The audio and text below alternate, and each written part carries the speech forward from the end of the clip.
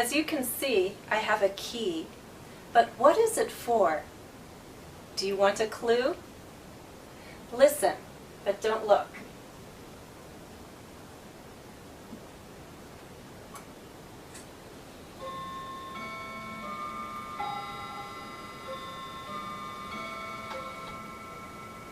Now, can you tell me? If you guessed a clock, you're right. What makes this clock special? This clock belonged to my grandfather. If you were listening closely, you noticed that I asked you 4 questions. What is it for? Do you want a clue? Can you tell me? And what makes this clock special? In this lesson, we'll focus on question formation, and I'll try to help erase the common mistakes made when forming questions.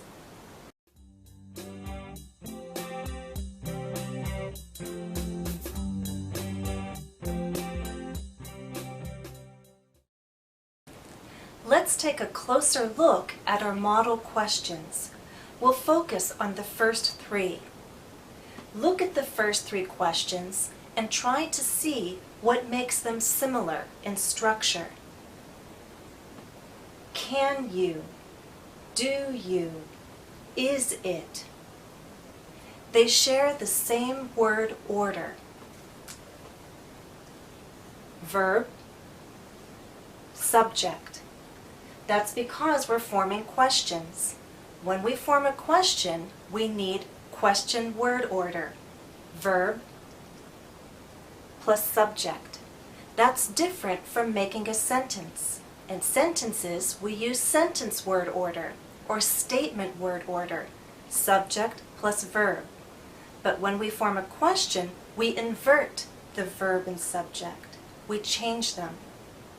So verb plus subject is the word order needed to form a question. But which verb exactly comes first? A helping verb. Sometimes we call that an auxiliary verb. Here, the helping verb is can. The main verb is tell. So when I say verb plus subject, that's a helping verb plus subject. The main verb follows the subject. Can you tell? Can you tell me? In this question, we already had a helping verb, can. In this next question, we had a verb in the simple present, want. In the simple present tense, there is no helping verb. All we have is want. When you form a question in the simple present or in the simple past, we need to put in a helping verb to form the question.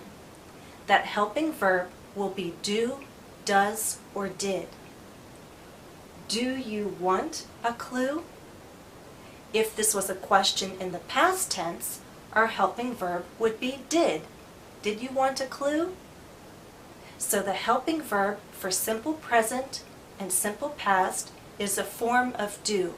Do, does, or did. If there already is a helping verb, we use the helping verb. Helping verb, subject, main verb. These 2 questions take a yes-no answer. So yes-no questions have verb plus subject. Now, in our third question, we have a question word. The word order is basically the same, verb plus subject, but a question word comes first. What is it for? What is it for? So there are 2 types of questions, yes-no questions and WH or information questions. When we're asking for specific information, we have a question word and then verb plus subject. What is it for? Now, let's turn our attention to this last model question. It also begins with a question word, but the actual word order is a little different. Let's think why. What makes the clock special? Well, here's our verb. Where's the subject? The question word is the subject. So this is the exception. We can use sentence word order in a question, but we can only use that word order when the question word is the subject. Let's summarize what we've learned. For question word order, the verb goes before the subject, verb plus subject. Yes/no questions begin with the verb. Information questions begin with a question word. If we already have a helping verb, as we do in the present perfect, we use that helping verb. In the simple present and simple past, we need a form of do. Do, does, or did becomes our helping verb in the question.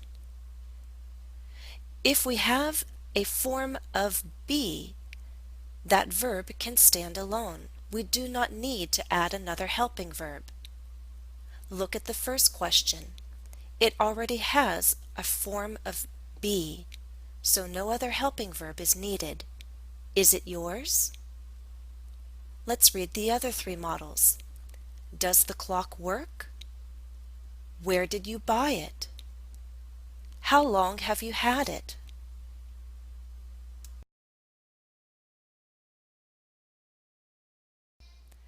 Let's remember that there are questions with statement word order. This occurs when the question word is the subject. This happens with who, what, and which or which one. For example, who gave it to you? What makes it special? Which one isn't working? Note how we treat the question word as a singular subject, and the verb agrees with that singular subject. The answer could be a singular or plural noun, but we'll still treat the question word as a singular subject.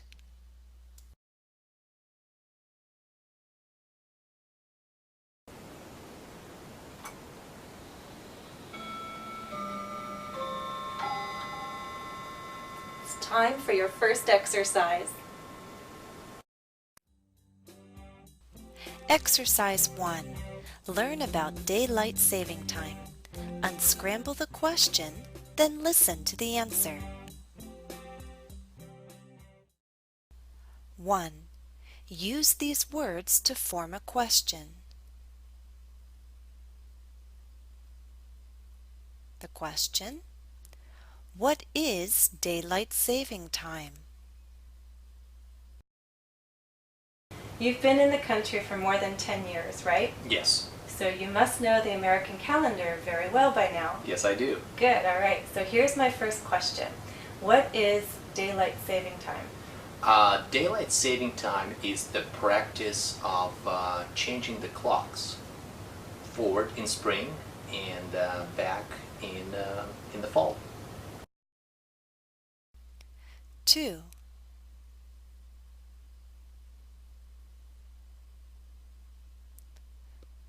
The question: why do we have daylight saving time? Okay, now let me ask you a question. Okay. Why do we have a daylight saving time? Why? We have daylight saving time because it's supposed to save daylight. It's supposed to save electricity. So when we change our clocks, we move them forward in the spring and back in the fall, it's supposed to give us more daylight hours, so we use less electricity. Right. That's the rationale. And we can also enjoy summer evenings. Correct. 3.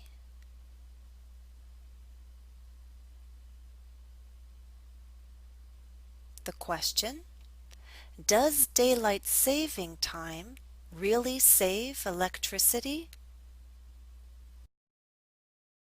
So let me ask you another question. Okay. Does daylight saving time really save electricity? Does it really save electricity? It's debatable. Some argue yes, but some argue no. Some argue that daylight saving time actually causes more problems than it does good. Interesting. 4. The question, is daylight saving time observed everywhere?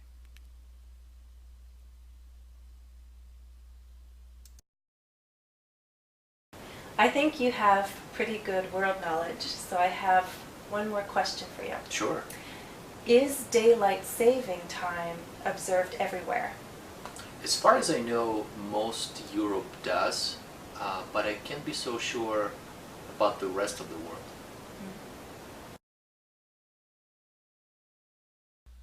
5.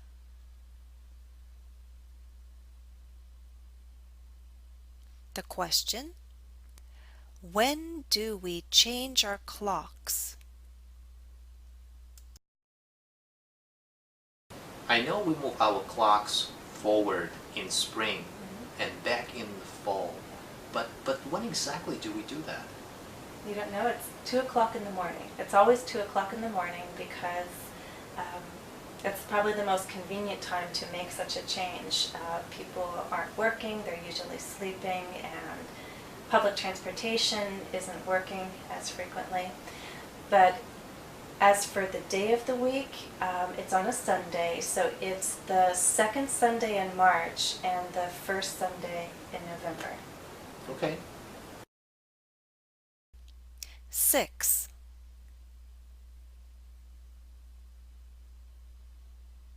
The question, how can we remember to change our clocks? Truthfully, I usually forget about changing the clock. So my question is, how can we remember to change our clocks? I don't remember either. I just look at my phone. You look at your phone? Yes, That's right, the time is updated automatically. exactly. This is just a quick note to say we have the saying, spring forward and fall back, to remind us how the clocks change. We gain an hour in the spring and lose an hour in the fall. A second note is on pronunciation. Listen to the 6 exchanges again in exercise 1. You will note that in everyday conversation, speakers sometimes ask questions for confirmation simply by using rising intonation with a statement. For example, you look at your phone?